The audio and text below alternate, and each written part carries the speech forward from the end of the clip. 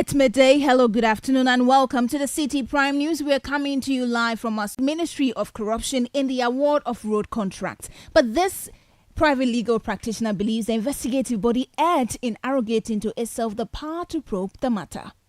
UCO cannot investigate corruption and bribery. No, it cannot. The UCO should have declined jurisdiction, especially as they appear to have done a very poor job of the whole investigation. We have details of these and more stories coming your way in the next 30 minutes. Remember, this bulletin is live around the globe on citinewsroom.com, on YouTube and on Facebook on Citi 97.3 FM across the country. We are live on a number of affiliates in the Western region. This is Premier 100.5 FM in Takoradi Beach, 105.5 FM in Takoradi. In the Bono region, this is Greener 95.9 FM in Sunyani. In the Ashanti region, you can tune into Orange 107.9 FM in Kumasi. In the Volta region, this is Holy 98.5 FM in Aparo. In the Northern region, Dasuma 99.1 FM in Yendi. Upper East region, Word 88.3 FM in Zwarungu. And in the Upper West region, this is Bulgi Radio 88.6 FM. Please stay for details. Citi Prime News at 12 midday. Update you on all the running stories and connect you to the newsmakers. Grateful for your company this afternoon. Let's begin with some security matters. And a member of the Defense and Interior Committee of Parliament, Peter Lanchene Tobu, is demanding a probe into the death of two persons at Tema Newtown over the weekend. The incident occurred during a street procession held by the youth as part of the annual Plejo Festival on Friday, April 12. Tensions escalated upon reaching the street in front of the Eastern Naval Command, leading to a confrontation between the youth and the soldiers on duty. Peter Tobu, in a Citi News interview, urged the government to constitute the probe and act on his recommendations. We are asking for an investigation of the matter. Investigation of any time somebody dies. The primary reason is murder until otherwise proven. And it is the police who will investigate to say, this is murder, and they will look at it. If you want to investigate the riot, it's a different ballgame altogether. But as long as somebody is dead in there, I am calling on the police to take up the matter, investigate this matter, bring it to the public domain. If the soldiers who were there are at fault, and I'm sure that the military institution has its own internal mechanism to deal with it, and if it's a matter that Parliament will have to step in, why not? Let's ensure that there is clarity on this matter. And let's ensure that this is nipped in the bud, and it should never happen again. One life lost is one too many. Can't what me. If there are investigations and there are recommendations will have to be executed by the executive arm of government. So if Parliament conducts an inquiry into a matter, a fact-finding into a matter, and concludes on the matter and presents a report to the plenary and it's discussed, and finally Parliament as a whole passes a resolution and hands it over to the executive, all we expect is that the executive arm of government will do what is the needful. The various institutions will have to take it up and deal with them. Well, the former police officer and member of parliament for Wild West is also calling for a review of Ghana's military training approach. At any point in time that the civilian sees the soldier or the man in uniform wielding a gun to be an enemy, that is something that we need to do right. At any point in time that a soldier sees a civilian and perceives the civilian as a combatant, that is something that we are not doing right. But let's take it. In the past, the barracks used to be very far away. Bamakam was very far away from town, okay? In the past, it was difficult to find soldiers in town unless they are on duty for a particular purpose. Population has grown, our barracks have been engulfed, and gradually they are just living with us. What it means is that if the soldiers will continue to live with us as it is now, probably they also need to begin to look at their training curriculum and probably put in some level of civilianization in their training for them to appreciate the fact that you don't just necessarily deal with combatants.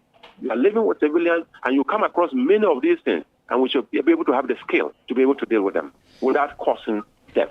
Peter Lanchene Tobu is a member of the Defense and Interior Committee of Parliament, also member of Parliament for Wild West. Meanwhile, in Tema Newtown, the Youth Association is worried about the military's posturing in addressing the issue. Speaking to Citi News, General Secretary of the Youth Association, Marcus Labi, expressed concerns over the lack of remorse by the military in the incident.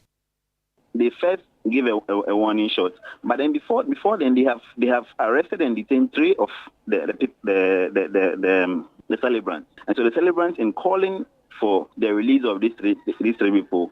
That is what actually led to the shooting of our people. So the Naval Command, instead of restraining the usage of guns, then shot into the people. If they tell you from their communique that they did not shoot anybody, I can give you evidence, pictorial evidence or video evidence of people who died. These two people that died. One was shot from the back. He was running away. He was shot from the back.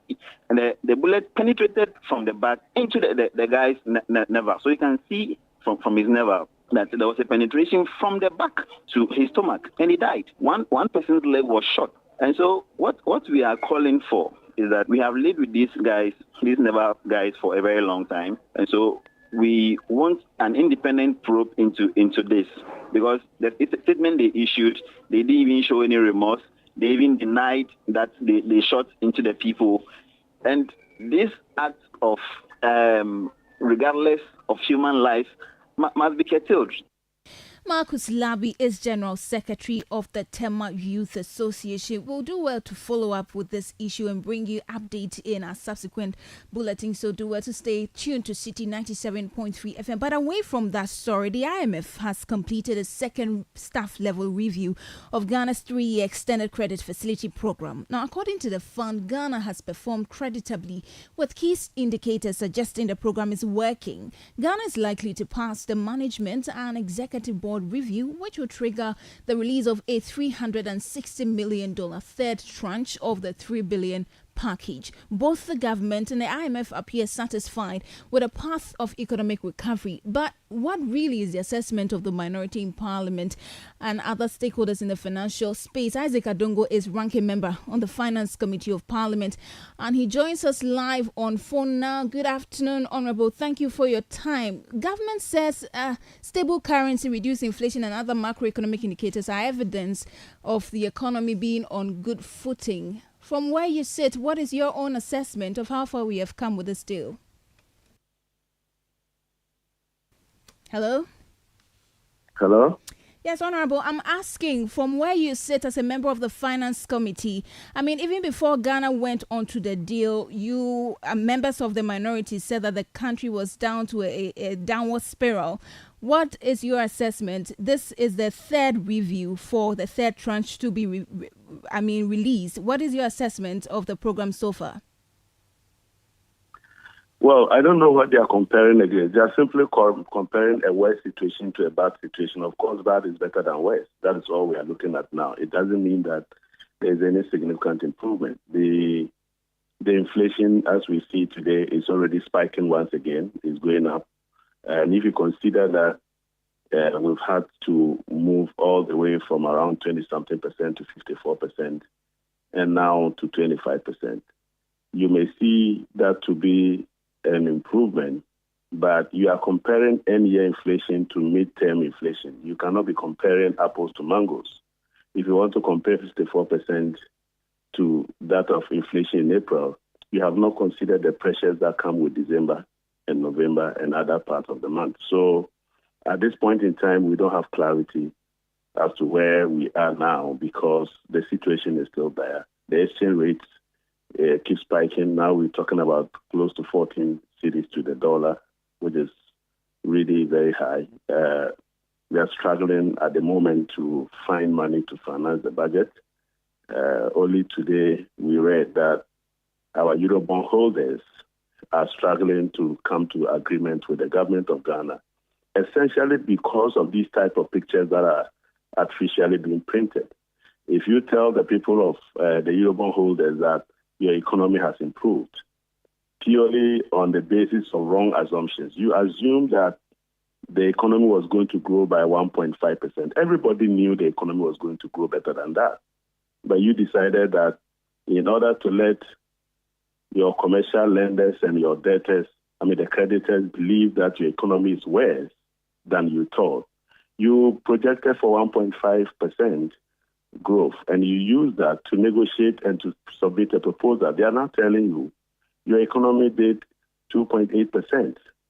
So we cannot be giving you the level of relief that you want that was consistent with an economy growing at 1.5%. So, Honorable, not to catch you, but the IMF itself says that the country is performing creditably well. Is that not an indication that we are on that to is a the good... point. Do you need the IMF to come and tell you that you can't buy a ball of kinky? Do you need the IMF to come and tell you that fuel is now almost 15 cedis per liter? Do you need the IMF to tell you that you need about almost 13.7 Ghana cedis to buy $1? The IMF is a consultant to Ghana, and no consultant has ever told the people of Ghana that it has failed. The IMF is not telling the truth. I am telling you that the truth is what you and I know. The IMF doesn't buy things in our market, and the market survey is telling us that inflation is getting worse, and you want to believe what IMF says.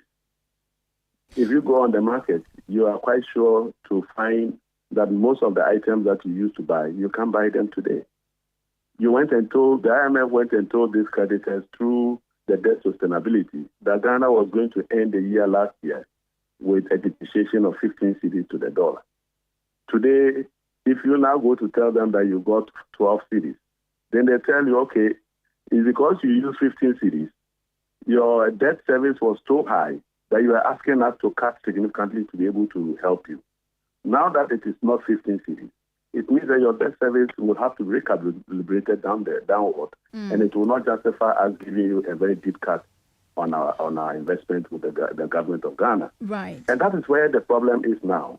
The IMF clearly used some overly pessimistic assumptions in order to get creditors to give Ghana a bigger cut. Unfortunately, we couldn't conclude the negotiations before the reality of the economy sank. And the people are now saying, what you told us is not what we are seeing. It doesn't mean that the people's lives have improved. Lastly, I'm glad you mentioned the issue of creditors. We have to reach an agreement before June. Do you see that happening before the timeline that we have? You see, the level of dishonesty and lack of credibility surrounding this whole transaction is legendary. You remember that we needed to obtain financing assurances before we could actually reach a deal with the IMF, because the IMF does not lend into an unsustainable situation, and our debt was assessed to be unsustainable. Technically, we needed financing assurance from our creditors to give the IMF the comfort that they will not come chasing us for the terms of the original agreement, and that they were willing to agree some new terms consistent with the contours. Honorable, if you could make your point in 30 seconds for me, I'll be very grateful. Well, I cannot do 30 seconds because I have to explain. Please go ahead. On the basis of that, it was quite clear we didn't have financing assurance.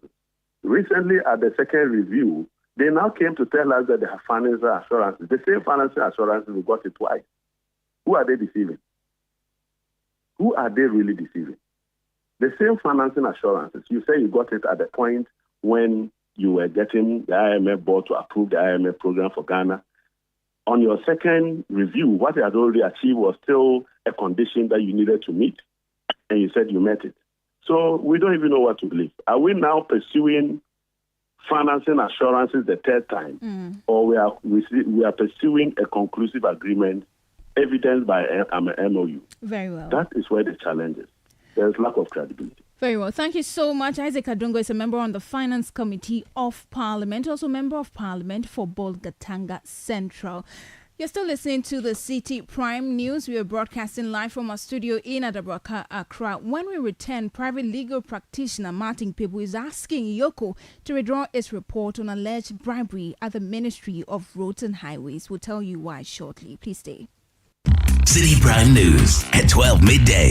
Update you on all the running stories and connects you to the newsmakers.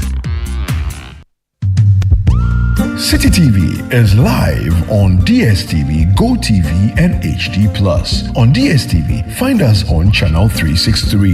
On GoTV, we're on channel 117, and on HD+, get us on channel 108. On a digital TV, run a new search, but take note that without an antenna, you cannot access Citi TV. Citi TV can be accessed on any free-to-air digital box like the GoTV and HD+ boxes. Citi TV, it's your world. Another year, year is here, and your family radio station 97.3 Citi FM, as part of our Family Month, invites you to the 2024 edition of the Family Consecration Service. Join us as we invite His presence and His blessings and dedicate our lives and our homes to God. Now, through prayer, scripture reading, and a time of worship, we will deepen our relationship with God and strengthen the love within our families. The date is Wednesday, 1st May 2024. The time is 6 a.m. right through till 12 noon. The venue is the Oil Dome Royal House Chapel, Accra. There will also be a time for the renewal of vows for married couples. The 2024 Family Consecration Service is powered by 97.3 Citi FM and supported by Citi TV. Remember, the family that prays together stays together.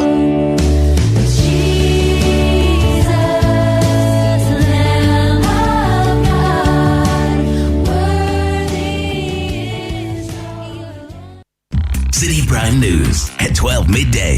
Updates you on all the running stories and connects you to the newsmakers.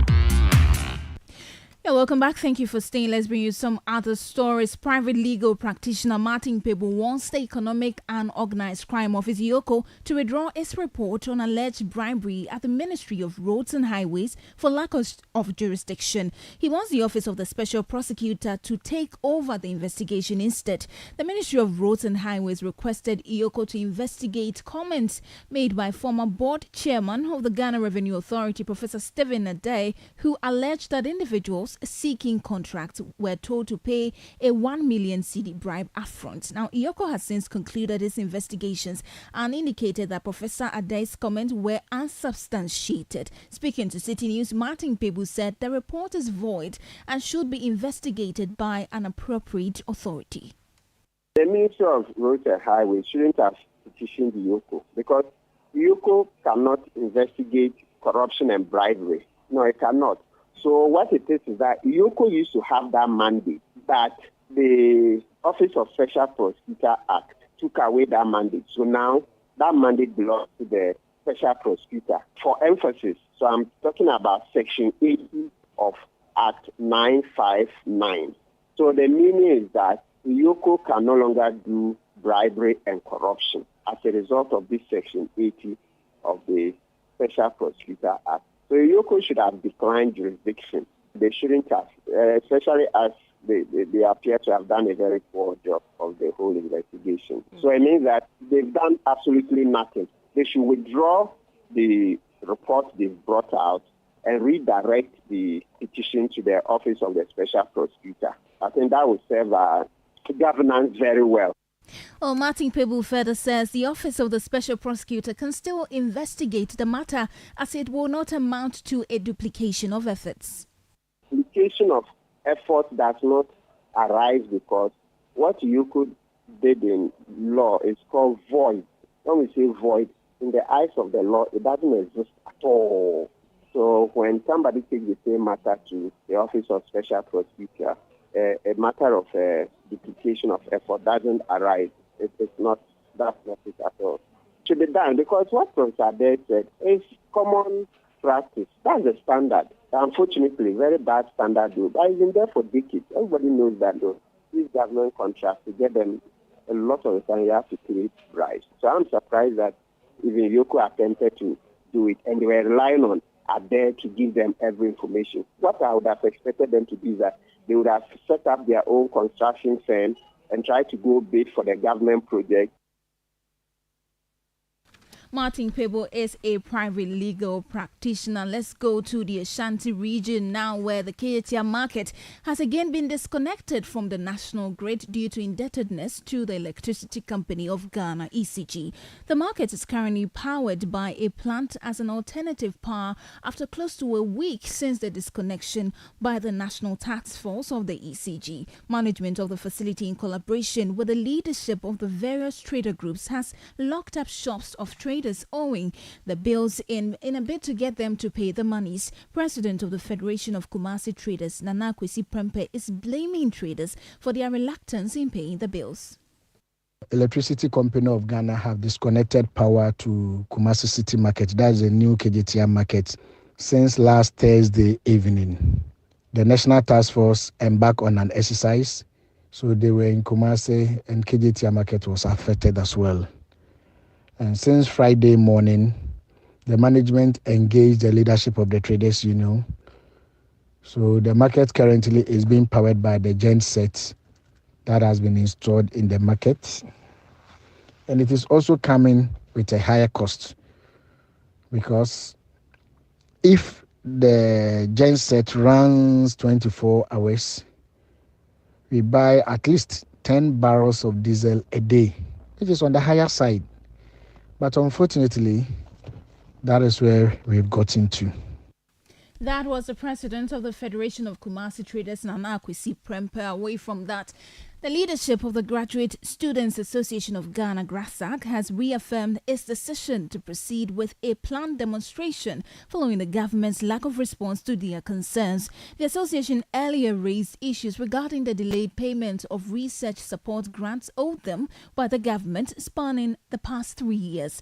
During an interview with City News, Claudius Angsongna, president of the University of Ghana chapter of GRASAG, emphasized their determination to move forward with their plans. We hadn't heard anything yet from government, but I also called the national president to find out if he had been contacted. No one responded to us as it stands. Some of our colleagues are organizing press conferences tomorrow and tomorrow next. So right after that, if government if they still remain adamant, as I said, we are already planning on organizing a demonstration. We are already coordinating our colleagues all over the country. They still remain adamant. We will announce the date for the demonstration.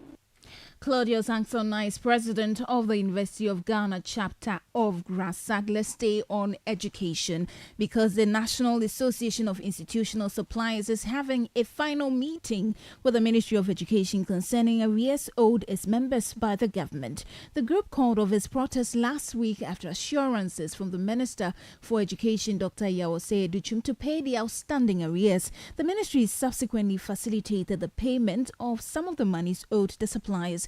Today's meeting is to determine how the remaining arrears will be settled. The association says it will update the public on the outcome of its final meeting with the government today. And moving on, environmental health officers are set to stage a protest on Wednesday, April 17, 2024, over the prolonged delay in securing financial clearance from the government. This follows the expiration of a 1-month ultimatum given to the government by the association to intervene, which has not yielded any results. Despite completing their 1-year mandatory national service, the officers claim they have encountered a deadlock in their attempts to secure postings from the Ministry of Sanitation and Water Resources. In an interview with Citi News, the General Secretary of the association, Fred Awini, disclosed that they would give the government a further 30-day ultimatum to clear them, failing which they would continue to highlight their problems. The government hasn't responded to us. We have not still heard anything. We have written to Minister of Water and Sanitation several times. We have given notice that when we are not cleared and posted, we will go on a demonstration. We will give the government 1 month ultimatum, and it has expired. So we are organizing a demonstration at Tamale. That is coming Wednesday. We will be at Tamale for this demonstration, and it's going to be on the Wednesday. And we are starting from the police park, and we will go through all the principal streets of Tamale. Then from there, we are still giving the government 30 days ultimatum again. If we have not been given clearance or we have not been posted, we'll move to Accra. Then we'll make the ministry, that's Minister of Water and Sanitation, Minister of Finance, Minister of Local Government, and Minister of Health, our houses. We will send them to our houses and be sleeping there until we get clearance and postings. We are tired of being in the house. You heard Fred Awini. He's the General Secretary of the Environmental Health Officers Association. Now, the coalition of aggrieved customers of Men's Good has submitted a petition to the Attorney General demanding an investigation into the reported sale of assets belonging to Nana Mensah, popularly known as Nam1. The coalition claims that Nam1 is allegedly involved in the sale of these assets, which are currently under the jurisdiction of the Economic and Organized Crime Office, EOCO. The convener for the coalition, Frederick Forson, stated in an interview with Citi News that they are optimistic about a swift response from the Attorney General regarding their petition. In 2019, there was a court order that confirmed the freezing of all those properties, and it was published. And so our contention is that if it is not the state or the court that has not given that order for those items to be sold, then Attorney General should go into it by investigating to know what the real facts are. So that is why we petitioned the Office of the Attorney General for him to go into it. We have been told that there are other properties that are lining up for sale, and we don't want us to be caught off guard because this matter is before the court, and we think that if the court has chosen those assets, we don't see how it is now being sold at the blind side of the state authorities, and the petition to Attorney General. That was Frederick Forsing. He's a convener for the Coalition of Aggrieved Customers of Men's Gold.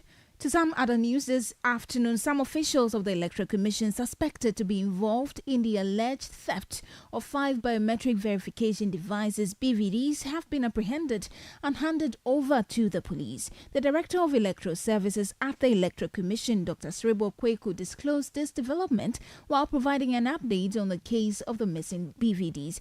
Dr. Kweku emphasized that handing over the suspects to the police is a crucial step to facilitate thorough investigations into the matter. He reiterated the Commission's commitment to ensuring that justice is served and that those responsible for stealing state property face the appropriate consequences.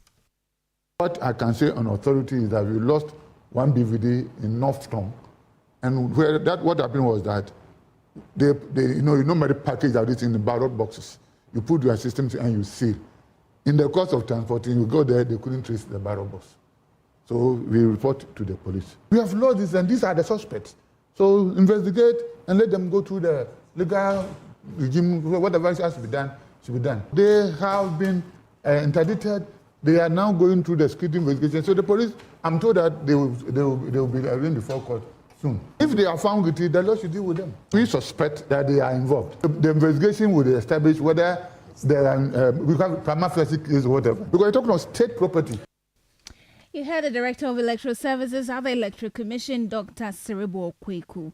Now, the National Disaster Management Organization's office in the Northern Region says it is currently liaising with the district stakeholders to bring respite to Nakpali residents. About 40 houses were destroyed, leaving nearly 200 people homeless after a rainstorm struck the community on April 1 this year. Meanwhile, the district director of NADMO in the Zabzugu district, Moro Nuhuna, in an earlier interview, Citi News revealed that his office has submitted a report of the incidents to the regional NADMO office while awaiting feedback. Now, speaking to Citi News, the Northern Regional Coordinator of NADMO, Abdallah Salifu, confirmed receipt of the report, noting that his outfit is currently engaging with stakeholders to ensure that affected residents receive shelter.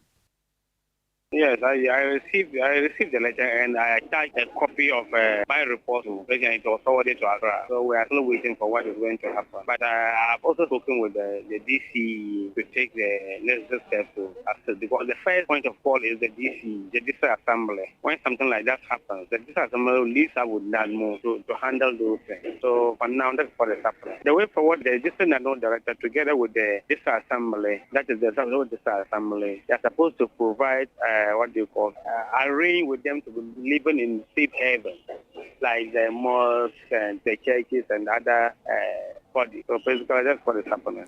Abdallah Salifu is the Northern Regional Coordinator of NADMO, and that's how we wrap up this afternoon's edition of the Citi Prime News, which has been live from our studio in Adabraka, Accra. For more news, please visit citinewsroom.co. My name is Ajwa Tinkrama Domina. Thank you for listening. Good afternoon.